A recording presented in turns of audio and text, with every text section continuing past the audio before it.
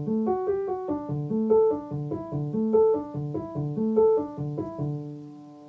morning, my beautiful scuba divers, or should I say hello at whatever time you are watching today's daily Deco. Boy, have I got an episode for you. These stories are very up and down. There's a bit of a mixed bag, should we say. But actually, before we go into the stories, I've got quite a lot of updates for you. So last week we the new and old, should we say, Simply Scuba crew got together, and we've had a general conversation about the website itself moving forward. And the original plan was to kind of kickstart things off around about springtime, but we've actually got quite a lot of stock in. So the plan is now, within the next week or so, to start rolling out, you got the general ads and stuff, but basically what's going to happen is there's going to be more of a focus on the site. So at the moment, or previously, since obviously Internet Fusion purchased Simply Scuba, the plan was just to slowly build up the stock, build up the confidence back from the brands and stuff like that, and then it was planned for around about spring, summertime for us to kind of kick off. But we're doing things early because we've actually got loads of brands, loads of stock. It's not 100% complete. In all honesty, it never will be, because it's a retail outlet. You're going to have brands that leave, you're going to have new brands that come into the website as well. But I thought I'd just let you guys and girls know, my scuba diving family, that our website is actually starting to pick up a lot of momentum at the moment. So because of that, what they're doing is they were going to start issuing emails out very soon. I can't give you an exact date of when that's going to happen, obviously because everything's manic at the moment. But what I would personally recommend you go to do is head over to simplyscuba.com. A link should have just popped up on there, and join our mailing list, because what we're going to do is, obviously, if you're not attached to that, you'll get an email. I think they're going to do it once a week. Again, we've got to air these out, but basically what's going to end up happening is that you'll get offers, you'll get latest updates, and also as well there's going to be potential where videos, our YouTube channel is attached to the emails as well. So there's a lot of there are a lot of things, should I say, that are going to be going on with our emails that aren't just your standard here's a product, here's a product, here's a product. Again, so there's going to be offers, new videos, blogs, that sort of thing. So it's all going to basically kickstart off again. So I would highly recommend, if you want to save yourself a little bit of longer, signing up to our mailing list to keep all up to date with all things at Simply Scuba. So because of that, you're probably wondering, why is it just me again here on Tuesday? Where is Mark? So because of the popularity and because of things going so well already at Simply Scuba and us kind of basically getting ahead of ourselves, we are doing product overviews. So that's what Mark is working on as I record this right now. So for the foreseeable, every Tuesday show is just going to be a Shaun special. So enjoy that, guys. Hopefully, we can enjoy this journey together. But basically, obviously, we are not famed, but the core crux, the foundations of the Simply Scuba YouTube channel is and are our product reviews. Obviously, we haven't been doing that since the Internet Fusion and our second wave of life, should we say, has crept into the company, because it hasn't been feasible. Because one, obviously, we've not had stock, and two, the logistics of things. So we're slowly working that out at the moment.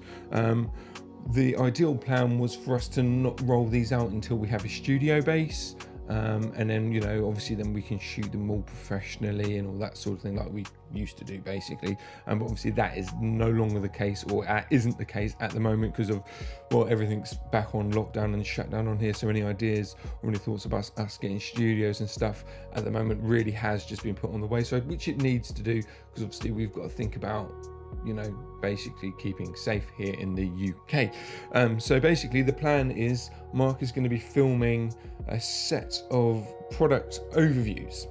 So obviously we can't physically have the product to hand at the moment. Hopefully that might change in the future. But also as well, he's filming in his dive locker. It's a dive locker one. It's not a studio. It's not a set. So we're going to call these overviews. So they are official product videos or reviews. Mark is going to talk about them, but they're not the polished, or you know, they're not the done deal. And obviously the first batch that we're filming, probably for the next month or so, there's actually going to be no products on there. So what we want to do is make this video series, or that product overview series, separate from our product reviews. So they are different, but they are still offering you guys and girls, scuba divers, the information that you need to know about the product. So weight, and also as well, you know, key features, specs, that sort of thing. Everything that's in a product review is going to be in the product overview. It's just that you're not going to see Mark obviously handling it. You're not going to get close-up shots of, obviously, the close-up shots that I normally get of the product. But yeah, we're still gonna, you know, we still want to talk about products, because at the end of the day, that's what, you know, the channel really is all about. So yeah, product reviews or product overviews are going to be coming back. We're filming them as of now. So hopefully, I would assume by the end of this week or the beginning of next week, then that's when they'll start rolling out. Hopefully Mark will film enough so we can do dailies as well. So you've got the daily Deco Monday to Friday, then obviously you've got Saturday surface interval and the deep dive on the Sunday, but you'll have these product overviews at set time, at a set date, or should I say a set time, sorry, 7 days a week.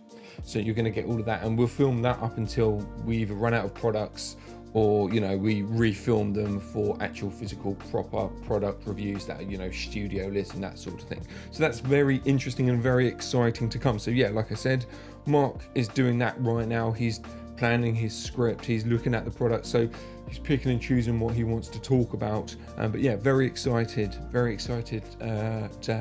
be finally talking about products again, and also as well getting some sort of reviews out of the way. I think everyone at the moment is kind of understanding we've got to work the best we can at this moment in time, hence why, you know, we're not together like Daily Scuba News. You know, we're filming on mobiles, we're filming at home sort of thing, so, you know, bear with us when it comes to the reviews. We'll get there, you know, so it's the best we can do with the tools that we've got at this moment in time. But we do want to talk, and Mark is desperate to talk about the new products and just some of the rebuys that the new buying team have purchased at Simply Scuba. He just wants to shout off the roof. That's why we did a new in, because we weren't too sure about the format. So, you know, every month we used to, one of our, probably our most popular, especially when it comes to products, our most popular videos is the new gear in videos, and we just dropped our first one of 2021 in January. That should have just popped up just now, so go check it out. But obviously Mark doesn't physically have the stock, so it was, from what I've seen, again, it's only early days, that video's only really just gone live, but from what I've seen, it's gone down really, really well. Again, it's hit the mark when it comes to people watching it. Comments are really positive, so again, thank you very much for that. Yeah, it's just figuring out what we used to do and how we can kind of turn it into something for the time being, within the situation that we're in. Anyway, that's pretty much that. So yeah, every Tuesday for the foreseeable future, it's just going to be good old Shaun, roam with Shaun. So that's all the updates. Again, really important, if you want to keep up to date with products and stuff, jump over to our website simplyscuba.com and jump onto the mailing list. And there is another quick one I want to also talk about to everyone that has, or had, should I say, an account in Bubbles with us.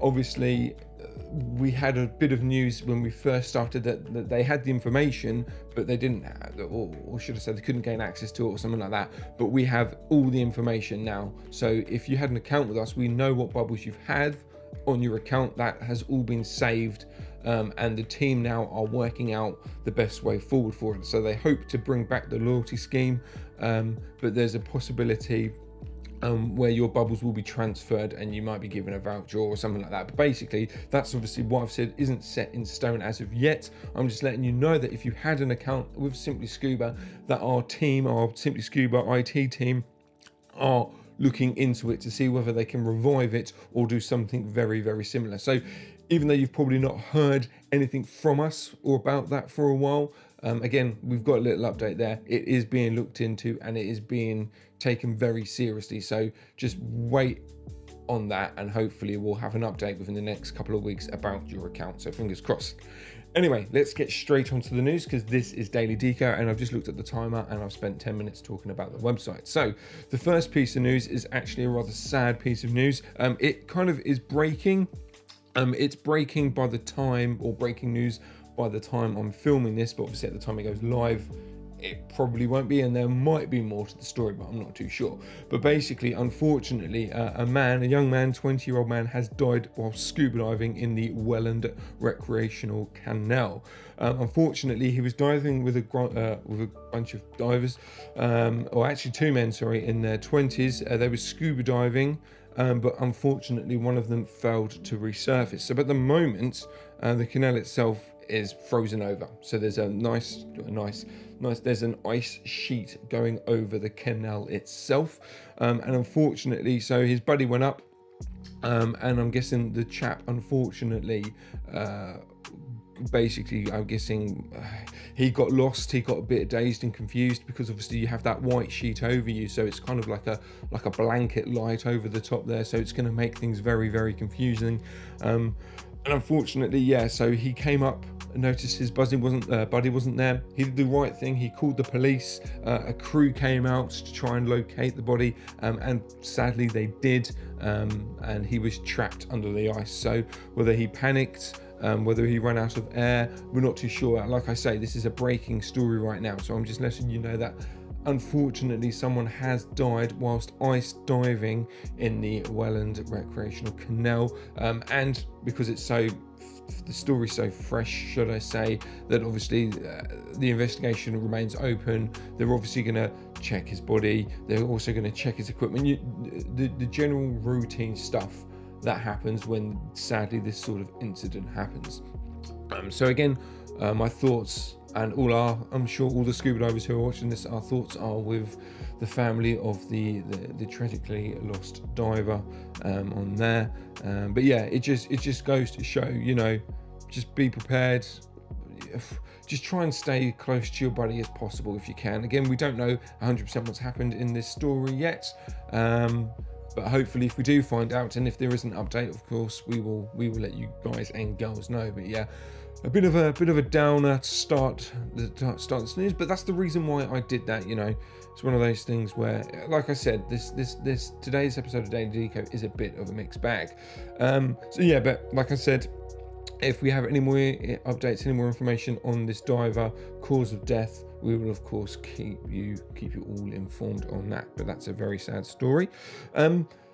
Again, this one's a bit of an odd one. This next story, so it comes from Diver.net. Thanks, guys. And basically, this time of year, up to around about 80 requiem sharks gather each winter in the warm waters of the Mediterranean off of Israel. The basically is a power station, Hadaria Power Station. So this location seems to be a hotspot for this type of shark, the requiem shark. They come there because of the warmer waters, obviously where they are, they migrate basically. But basically what's happened is snorkelers and fellow scuba divers have found out about this little hotspot to come and meet these vulnerable, because again, these are vulnerable sharks, and they are scuba diving with them, they're snorkeling with them, and you know, they're just generally swimming in the area where all these 80 sharks go to migrate. Now, normally you'd say, oh, okay, that's cool, as long as they keep their distance, you know, they don't bother the sharks and that sort of thing, everything's going to be fine. But sadly, reports are saying, or they have been, that people, scuba divers, as well as snorkelers, are grabbing hold of the fins. They're grabbing hold of the shark to try and get them to pull them along to swim with them, and they're basically just being very evasive, and they're not respecting the shark's personal space. Just don't touch the shark. So it's actually becoming quite bad, that authorities are now coming into play basically. So I don't know whether they're gonna start monitoring that area, but basically if you upload footage from that dive site, or should I say that the migration site, if you basically, the police and the marine, like the water police or whatever that are in that area, that is a hotspot they're basically making that a hotspot now. So basically just don't touch the shark. It's just don't do it. It's a massive no-no, especially for the fact that these are vulnerable and they're coming to this sort of area. It's not like it's their natural habitat. This isn't their natural habitat. They come here, just to walk, to have some go in the warmer waters, not the colder waters, sorry. And then once that's done, once they're kind of, they're synced in, or their bodies are synced in, they're going to go off back home to their warmer waters. You know, it's like a winter vacation for them. So just be respectful. The fact that they're having to get police involved and monitor the area just proves how much of a massive problem this really is. So if you're in that area, just don't touch them. It's a bit upsetting that there seems to be scuba divers are doing it, as well as snorkelers. Now, not to brush the tie with, you know, not to disprove snorkelers, but anyone can snorkel. So even if you don't have a respect or an understanding of marine life, you know, you're snorkeling for your first time, of course you want to go and, you know, you're going to want to snorkel with sharks. Totally understandable. But you know, a lot of people, because it's such a majority sport, or you know, anyone can do it kind of sport, you know, they don't realize the cause and effect that they are having whilst they get too close to the shark, or actually physically touching the shark. So just leave the sharks alone. You view it from a distance. You are a guest in their home. Just please, guys, be respectful. But yeah, it's a bit weird that they're tying scuba divers into this as well, because scuba divers should know better. But hey, you know, I guess it's one of those things. People are going to do what they're going to do. But unfortunately, yeah, these sharks are a threat. They're threatened. They are set as a vulnerable species. So basically, they really do need just to be left alone. They don't want any more stress being put on them that might stop them from, you know, breeding or anything like that, or never coming back to that location again. I mean, why would they? You know, eventually they'll learn and go, well, hold on, if we ever go to that area again, which was safe for us, every time we go there, you know, we get prodded and poked and all that sort of thing.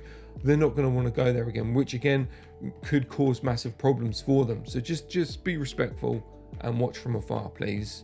God, I feel like your dad's, but I am a dad now, so I guess I've got to get that stern approach in there. Right, on to another really weird story. And honestly, I'm not picking these on purpose. There's not much out there at the moment. Not a lot of people are going diving at the moment, so I'm just picking up what's kind of in the spectrum on the internet of scuba diving news. Basically, this other one's a very weird story. So basically what happens is there's a canal in, where is this? I think it's in India.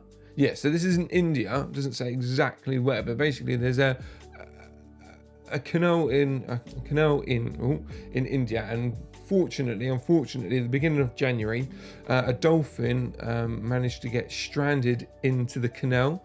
They're not too sure how or what happened there, but basically, dolphin came into the canal, and then for some reason, they blocked off the canal. I believe they blocked it off, or the water gate was closed to have the water level received. So basically, trapping this dolphin into the water. And basically, what happened was locals saw the dolphin in the canal and decided, without realizing, or obviously not realizing it was a dolphin, they assumed that it was a poisonous fish, and rather than helping the dolphin get out of the canal, they beat it to death. So basically what happened was that literally they thought that this fish was poisonous, that it was going to harm their crop, or if it was going to go into, if it was going to go in the ocean, it was going to harm their harvest. So rather than, calling authorities or anything like that, literally locals started beating it to death whilst it was in the canal. Obviously, sadly, the dolphin died from its injuries, but what the most weirdest thing was is that police got involved. Obviously, there was video taken of the incident, but like I said, this happened at the beginning of January, and I'm talking about it now because it was all hidden, apparently. All footage was confiscated, so basically it couldn't be leaked that this incident happened in this area. But basically what happened is over the weekend, someone got hold of the footage and naturally it got leaked online. So now this is a massive story. It's just an absolute bizarre one. It's a dolphin, you know. I would assume, again, this could be my Western ignorance, but I would assume everyone knows what a dolphin looks like. Why would you beat it up? And the fact that they, you know, the police or whoever, the government, the local government there tried to stop it from going online as well is absolutely bizarre and beyond me. The article that I'm reading, there isn't much to it, so if you guys and girls out there have got more of an insight in this, please, if there's another article, if you know anything else about the story, if you find anything else out, please let us know in the comments about what on earth is happening with this. It's absolutely and utterly bizarre. Yeah, I'm not too sure about that one personally. Yeah, like I said, if you girls and guys, if there's any updates, again, if there's any updates on our front as well, I'll let you know, very much just like the first story there. It's just beyond me why people think that. Yeah, I just don't understand the thought there. Oh, look, there's a dolphin in the water. Or not, there's a dolphin. Oh, there's a fish in the water. Oh, it's probably poisonous. Let's beat it to death. I mean, if they could have had tools, I don't know. I want to move on for that story. So this episode has been it's been a rather bit negative. It's been a bit weird. Human race is a bit weird, but I'm going to end today's Daily Deco on a really awesome, positive story, which is going in the right direction. Basically, it's marine protection done correctly. So Mozambique have officially they've basically officially, I went past what I want to do. So they've officially put protections on the Indian Ocean as of the 8th of January to help control and protect commercial fishing and the marine life that they have in that waters. So these new measures basically mean that locals, and if there's any other commercial fishing businesses, can still operate within the waters, but they are heavily restricted of where they can go, what they can catch, and how they can catch. This is a fantastic step in the right direction to protect marine life. And the reason why they're doing this is because last year there seems to be massive issues with like giant manta rays, and they're declining in that area, in those waters, so they want to help protect and preserve what they have left. So yeah, basically it's a fantastic move by the government, and the Megafauna Foundation, or the Marine Megafauna Foundation, the MMF, have said that this is an amazing step that the government have taken, and they're very happy with basically with what they're doing.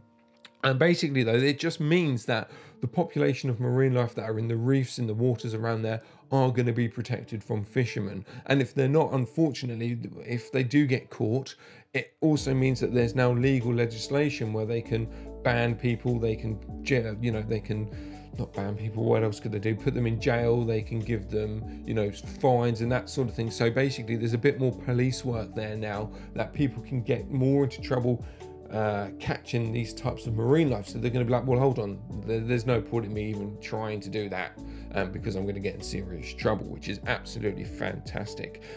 This legislation has taken a while to come into play. It's actually a culmination of 20 years of scientific research by the MMF and of our environmental bodies in this ocean as well. So there's a lot of work that has gone into this, but it's great to see that there's a protected area of water now that is actually protecting the marine life. There is a massive reason also why they are doing this, to protect the giant mantas, should we say, and that's actually to do with tourism.